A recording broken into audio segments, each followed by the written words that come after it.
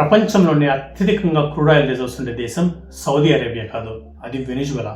దక్షిణ అమెరికాలోని ఈ దేశం దగ్గర సుమారు 303 బిలియన్ బ్యారెల్స్ ఆయిల్ ఉంది. వాళ్ళ దగ్గర ఉన్న ఆయిల్ ఎక్స్ట్రా హెవీ క్రూడ్. అది ఎంత చిక్కగా ఉంటుందంటే భూమిలో నుంచి బయటకు రావడానికి కూడా కదలదు. దాన్ని బయటకు తీయాలంటే భూమిలోకి ఆవిరి పంపించి దాన్ని కరిగించి తీయాలి. ఇది చాలా ఖర్చుతో కూడుకున్నటువంటి విషయం. దీనికి తోడు ఇంతకాలం అమెరికా ఆంక్షల వల్ల ఆయిల్ ఉన్నా అమ్ముకోలేనటువంటి పరిస్థితి. దీన్ని ఎకనామిక్స్ లో రీసోర్స్ కర్స్ అంటారు. ఇక సౌదీ అరేబియా దగ్గర 267 బిలియన్ బ్యారెల్స్ విలువతో 2వ స్థానంలో ఉంది. కానీ సౌదీకి ఉన్న అడ్వాంటేజ్ క్వాలిటీ కాదు, కాస్ట్. సౌదీ ఎడారిలో ఇసుక తీసినంత ఈజీగా ఆయిల్ వస్తుంది. ఒక బ్యారెల్ ఆయిల్ భూమిలో నుండి వెలికి తీయడానికి వీళ్ళకి $10 కంటే తక్కువ ఖర్చు అవుతుంది. మార్కెట్ లో బ్యారెల్ క్రూడ్ ఆయిల్ రేటు $80 ఉన్నా లేదా రేపు $40కే పడిపోయినా సౌదీకి లాభమే ఉంటుంది.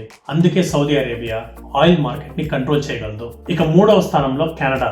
ఇక్కడ ఆయిల్ ద్రవ రూపంలో ఉండదు, ఇసుకలో కలిసిపోయి ఉంటుంది. వీటిని ఆయిల్ శాండ్స్ అంటారు.